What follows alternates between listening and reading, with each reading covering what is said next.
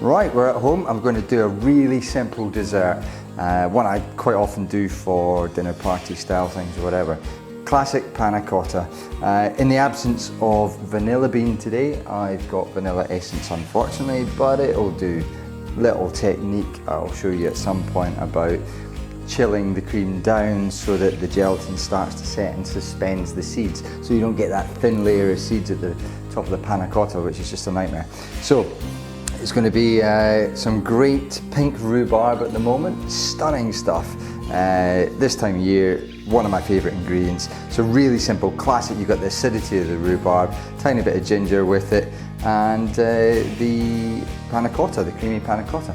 Nice and simple. So first of all, we have got our cream and milk. The recipe is obviously going to be on the card. We've got the cream and milk here and some caster sugar in. And we're going to turn that on the heat gently. Next up is the gelatin leaf here, and what we do is we soak it in ice cold water for a few minutes till it starts to soften, which means it will dissolve better once the cream's warmed up, and then we'll whisk it gently into the cream to dissolve it off the heat, and that's enough to do and finish it. Right, that's my cream sugar up to the boil with the vanilla flavouring in already. Squeeze out the excess moisture from the gelatin and then pop it in off the heat. Right, we've added the gelatin now, so just stir that to dissolve and that's all good.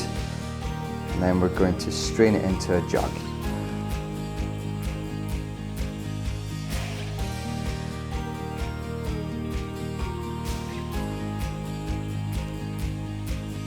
Got our panna cotta strained, and we'll get a couple of glasses to put it into. And then as much as we think we need per portion.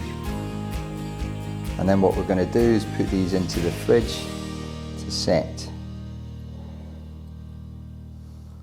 Now, little trick.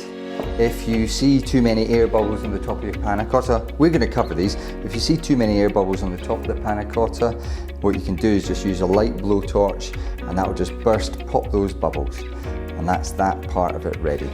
Okay, then we're just going to put them into the fridge to set. Right, the next part is going to be the rhubarb. So we've got the pink rhubarb. What we're going to do, I've got a tiny bit of water in this pan here. Okay, just so that the rhubarb doesn't stick straight to it. It's going to allow it time to cook. I'm going to cut the rhubarb into manageable size pieces. And then what we want is to cut this rhubarb into bite-sized pieces because it's going to go on top of the panna cotta. We don't want it to be too large chunks. So I'm going to cut them in half lengthways with these ones. They're quite nice and uniform actually. And then what we're going to do is cut them across into chunks, like that. Our rhubarb is chopped now, so it's all ready to go. The next thing I want for our recipe is some ginger. So I'm just going to trim off the dry end. And the best way I find to peel ginger is with a spoon. You don't lose as much, so you just literally scrape the edge off that with the side of the spoon. Use your thumb to hold it in place and peel it back towards you. Simple, but that way you don't lose as much of the ginger, you maximise it out and you take all that skin off. It's really quite quick, as you can see. Whereas peeling, you tend to go in and out all the little knobbly bits and whatever, and it's a pain. So what I'm going to do for the ginger is I am going to slice it. Now you can use a mandolin if you like for this.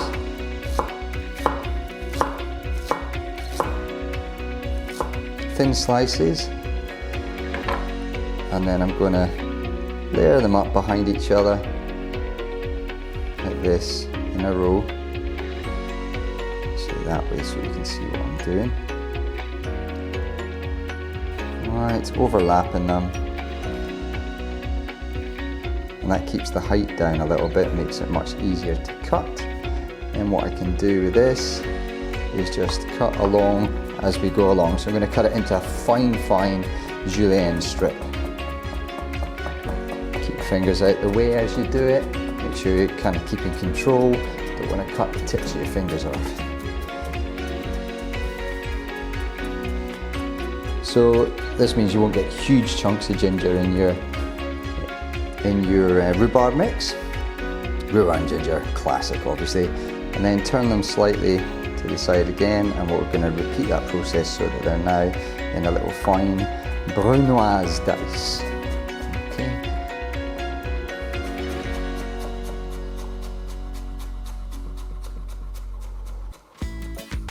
Alrighty, and that's that. So we're going to take this pan, put it on the heat very quickly. As soon as it starts to boil, it's going to stop the rhubarb from sticking and burning on the bottom.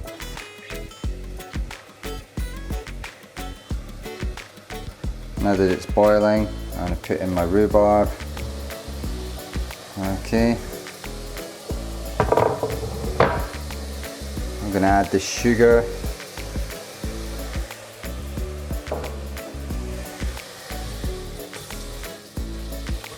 Now that will allow the rhubarb to leach out its own juices, and it will kind of just lightly steam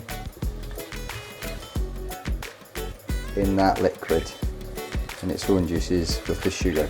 So just try to flavour that sugar and get the rhubarb so it's just cooked.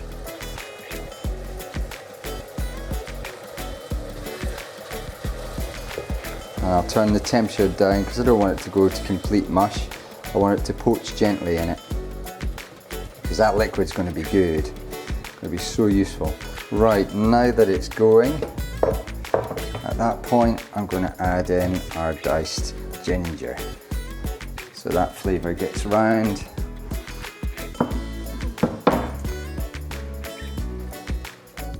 And it all comes together. Right guys, here we go. We've got the panna cottas in the fridge. They've been in the fridge for a little while now, but the longer you leave it, they're just set, but the longer you leave it, the more set they'll become.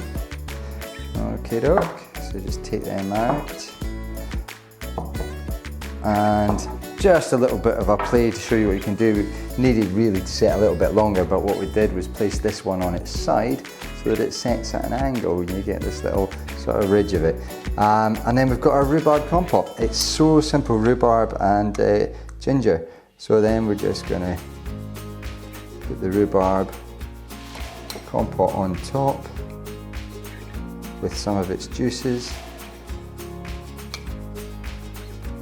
so you get the full experience of that. Now, the other thing we used to serve this with was praline tuiles, or something nutty, you know, give a little bit of texture to it, because otherwise it's just creamy with this soft, very slightly crunchy rhubarb. But you know, use your imagination. I like nuts with rhubarb. The best thing about this is, you know, for example, if you're going for a dinner party idea, this sort of thing, you do it this time of year in the fridge like this, job's done. It's, you know, you're focusing on everything else. You are cooking your fish perfectly or whatever else you're doing for it. And these you pull out and then you experiment. You know, we do quite often do peach with, so poached peaches with rosemary cream. It's quite a classic Italian combination. There's so many options, but as I said, this is one quick dessert whipped up just to show you some possibilities and what you can do. Awesome.